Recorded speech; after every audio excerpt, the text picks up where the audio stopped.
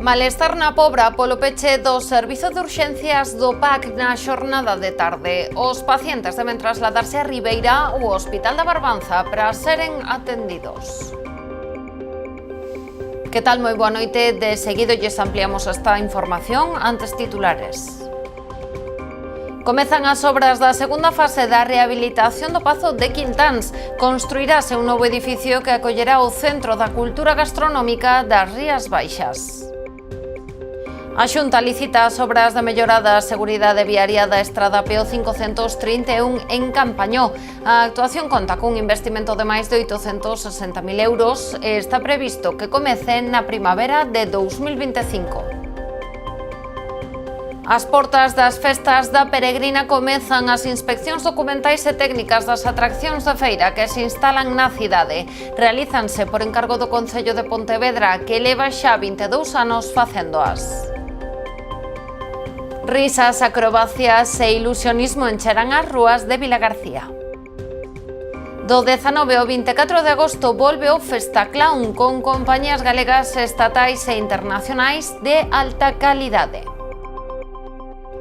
Cabo de Cruz recupera a festa de exaltación do Mexillón despois de varios anos sen celebrarse. A cita terá lugar do 16 ao 18 de agosto. Estamos nas novas do día, comezamos.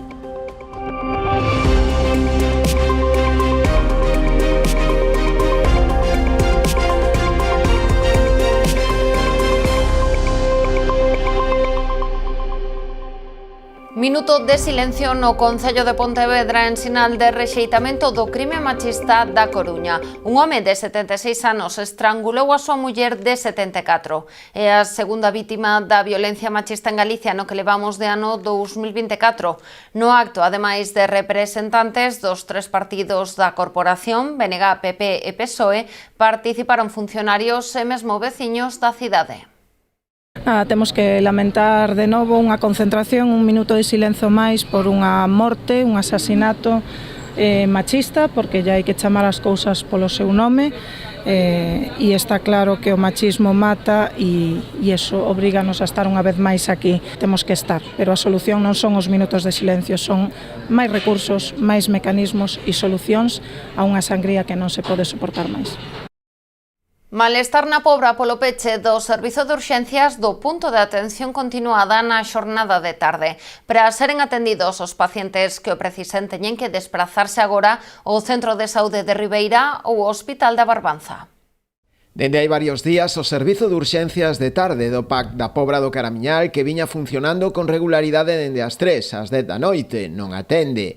Ás portas do Centro de Saúde, un cartel informa desta incidencia, advertindo aos pacientes que para seren atendidos nese horario deben trasladarse ao Centro de Saúde de Ribeira ou ben ao Hospital da Barbanza.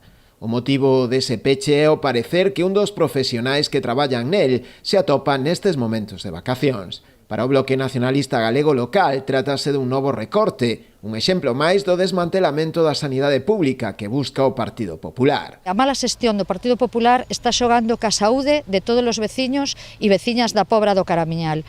Unha vez máis, estamos padecendo os seus recortes en algo tan importante como é a atención primaria. Xa hai días que vimos padecendo os veciños da Pobra do Caramiñal que teñan calquer tipo de urxencia polas tardes non van a ser atendidos no centro de saúde.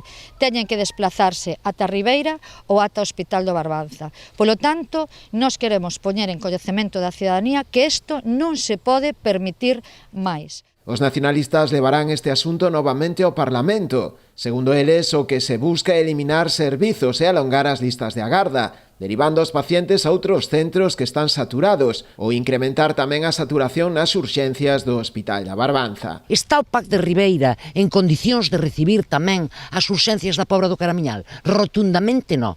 Levan 2 semanas xa con problemas de sustitucións tamén, con problemas de pouco personal e agora a Consellería de Sanidade derívalles aínda por riba os pacientes e as pacientes da Pobra do Caramiñal. Ou outra das consecuencias que xa se está a producir é precisamente que se incremente a saturación de urxencias no Hospital Comarcal da Barbanza. O BNG exixirá a reposición de inmediato do servizo, que acaba de pechar. Temen que sexa un intento de Sanidade por eliminar definitivamente o PAC da Pobra. Advertirlle á Consellería de Sanidade que desde a Pobra do Caramiñal non imos a permitir que se nos suprima o servizo do PAC, nin en horario de 15 a 22, nin en ningún horario, porque, decimos isto, xa non é o primeiro intento da Consellería de Sanidade e do Goberno do Partido Popular da Xunta de Galiza para eliminar o punto de atención continuada da Pobra do Caramiñal. O Concello de Boiro informaba esta mañá do peche do Parque Infantil da Praza de Galicia debido á aparición de pulgas. Unha denuncia dos propios usuarios do espazo de xogo foi o que puxo en aviso o equipo de goberno, que por precaución decidiu clausurar a instalación. A primeira hora desta mañá unha empresa de fumigación contratada polo Concello levou a cabo diversos traballos de desinfección para rematar coa praga de pulgas. Para evitar posibles riscos, o parque permaneceu pechado durante toda a xornada de hoxe. A idea é que mañá xoves xa poida abrir con normalidade.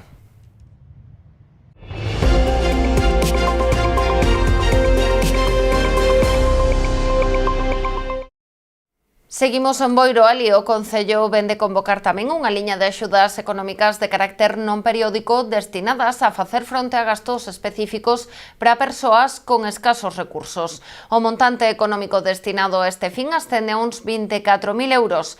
As bases reguladoras e toda a información sobre a convocatoria xa están disponibles a través da web municipal www.boiro.gal. Segundo informaron fontes municipais, a finalidade destas axudas non é outra que dar resposta urxente a situacións puntuais de necesidade derivada de gastos específicos relativos a necesidades básicas. As solicitudes deberán formalizarse presentando o modelo de solicitude e toda a documentación requirida no rexistro xeral ou ben a través da sede electrónica. O prazo de presentación de solicitudes estará aberto ata o 15 de decembro ou ata esgotar o crédito establecido. O prazo de xustificación será ata o 31 de decembro. En Sanxenxo comezan as obras da segunda fase de rehabilitación do Pazo de Quintáns, uns traballos dirixidos á creación dun espazo multifuncional para acoller pequenos eventos. A empresa encargada das obras xa acondicionou o terreo e realizou as escavacións para os cimentos do novo edificio, que acollerá o Centro da Cultura Gastronómica das Rías Baixas.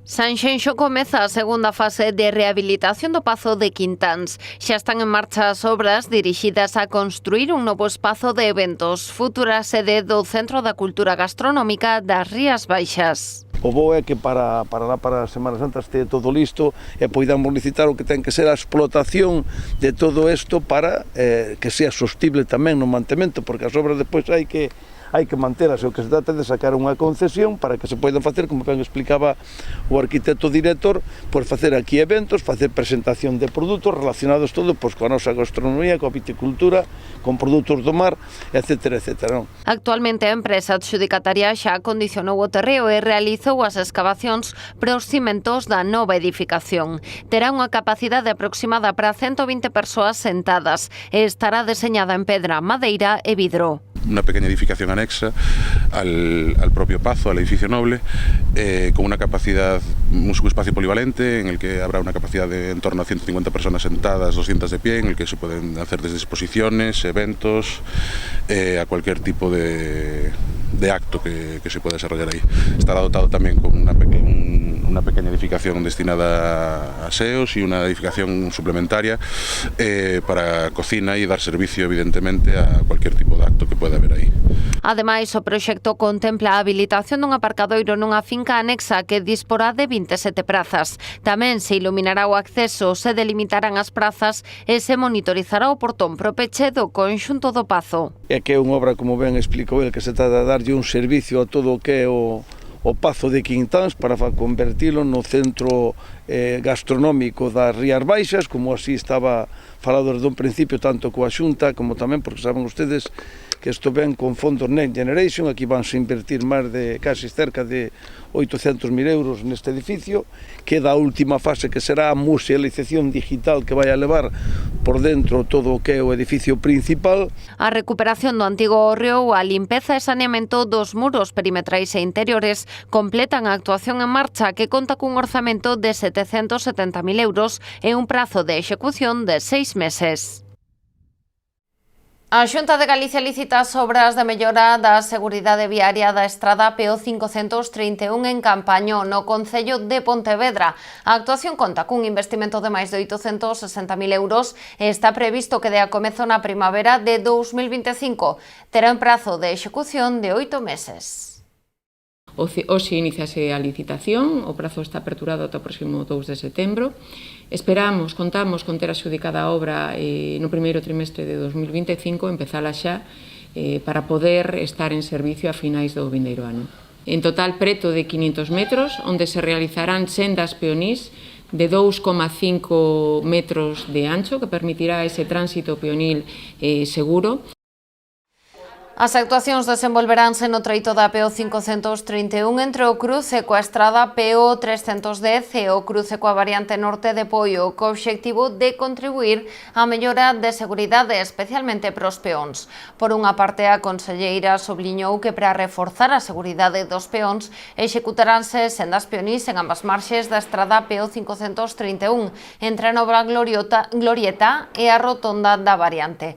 Por outra, concretou que se transformará en glorieta a intersección en T situada nesta vía, na súa conexión coa estrada PO 310. Acometerase unha rotonda con 2 carrís e 2 beiravías. Ademais, procederase ao acondicionamento da intersección na marxa esquerda no acceso ao colexio de Campañó. Tamén se habilitarán neste punto 2 zonas de aparcadoiro. Segundo sinalou a conselleira, para acadar un proxecto integral acondicionaránse as paradas de autobús existentes, incluindo a instalación de refuxios. Facemos unha pausa para a publicidade e voltamos de contado.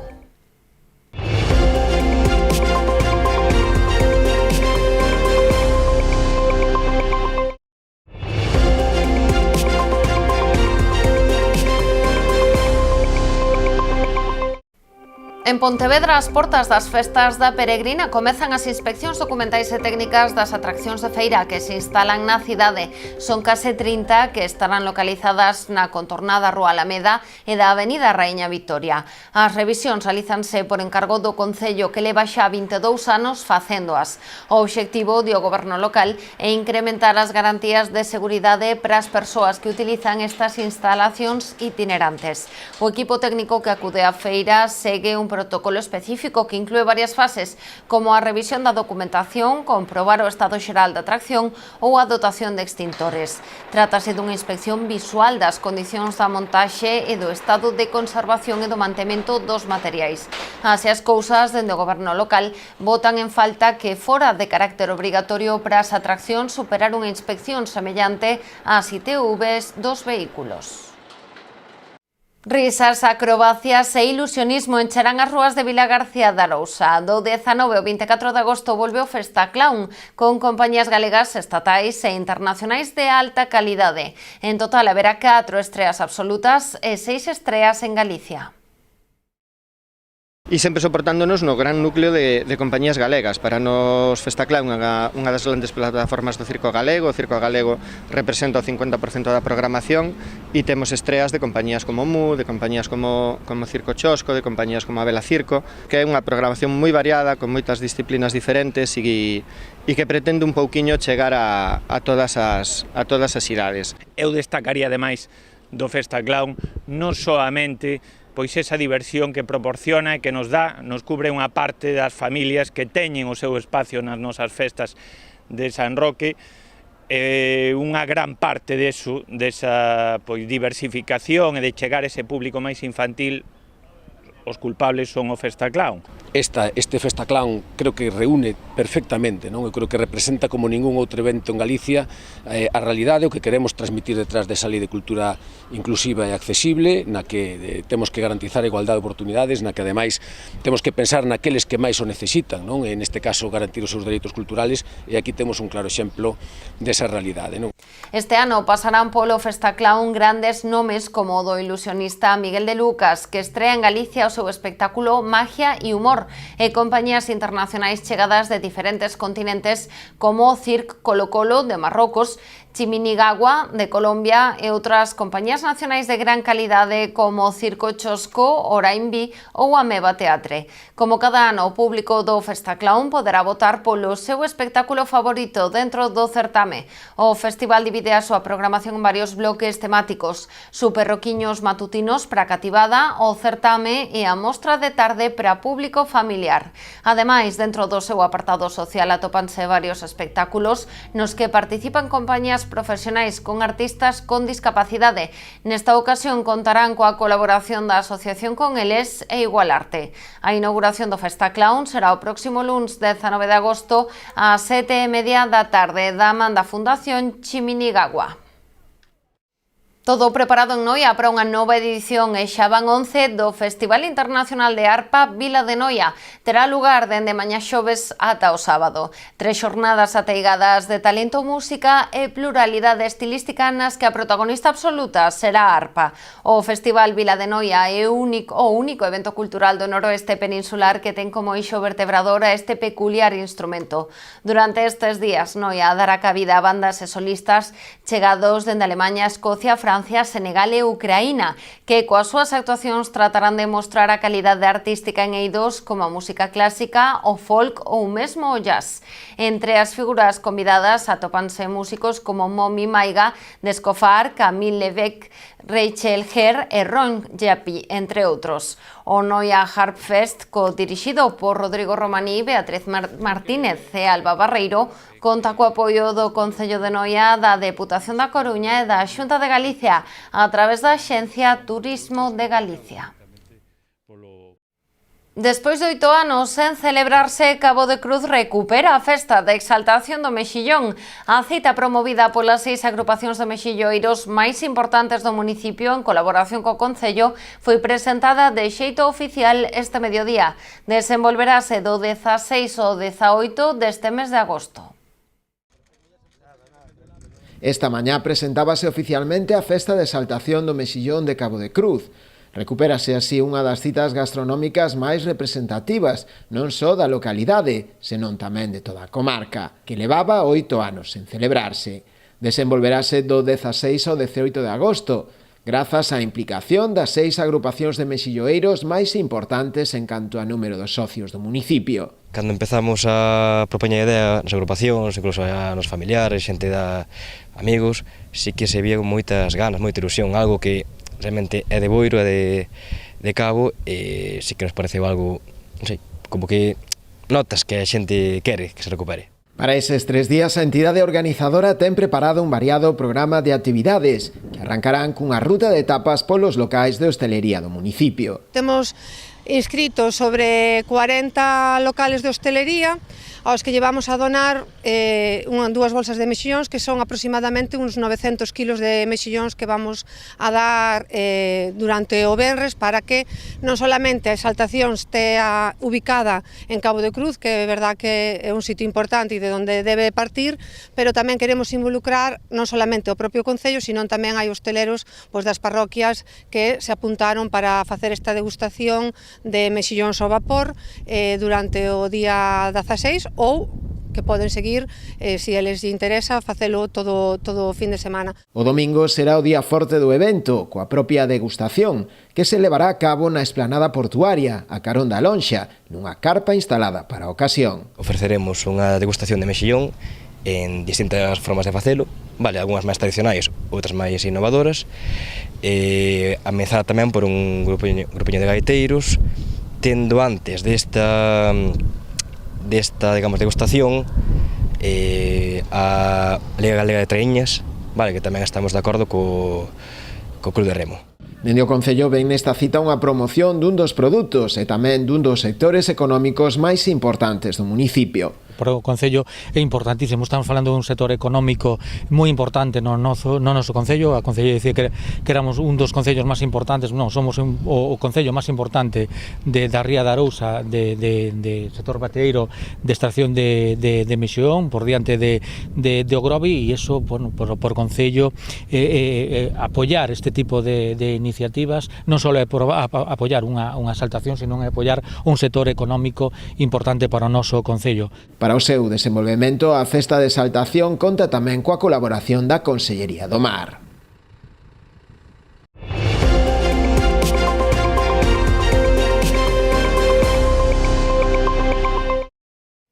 A Pobra será o único porto sede na provincia da Coruña da 61 edición da Regata Rías Baixas.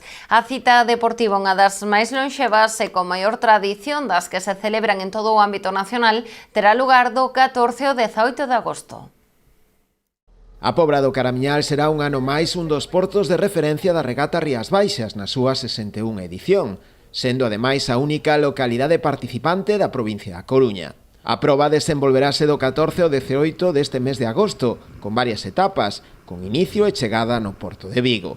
Dende a entidade organizadora, o Real Club Náutico Vigués, destacaron o altísimo nivel desta regata, así como tamén a súa componente máis turística, xa que é aproveitada tamén para dar a coñecer as localidades polas que pasa. La Regata Rías Baixas, que é su 61 edición, junta dos aspectos muy particulares. Es decir, por un lado es una prueba deportiva de altísimo nivel.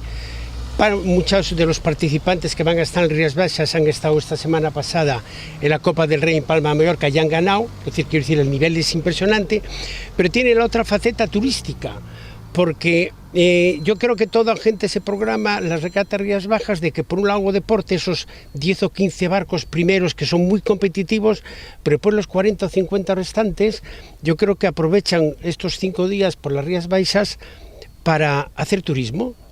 Y os digo otra cosa, y lo he dicho muchas veces, a Pobra es para las Rías Baixas y para los participantes en esta regata imprescindible. Dende o Concello da Pobra destacaron este tipo de probas e o feito de poder formar parte dela dende hai anos, xa que se trata dunha boa oportunidade para dar a coñecer o municipio. Dende a Concellería de Turismo temos distintas actividades ao longo do ano, este é unha máis, para ensalzar o noso mar e a nosa cultura mariñeira. Contamos con regatas de bateis, de traíñas, turismo mariñeiro, viaxes en veleiro. Pois esta regata pois é outra mostra máis de que dende a Concellería de Turismo pois queremos apoiar todo o que ten que ver co noso mar. A regata, na que está prevista unha participación próxima a 60 embarcacións, componse de 5 etapas: Vigo con Barro a Pobra con Barro Vigo e Vigo. Ata aquí chegou a edición de hoxe das Novas do Día. Voltamos mañá con máis actualidade a partir das 9:30 da noite. Sexan felices.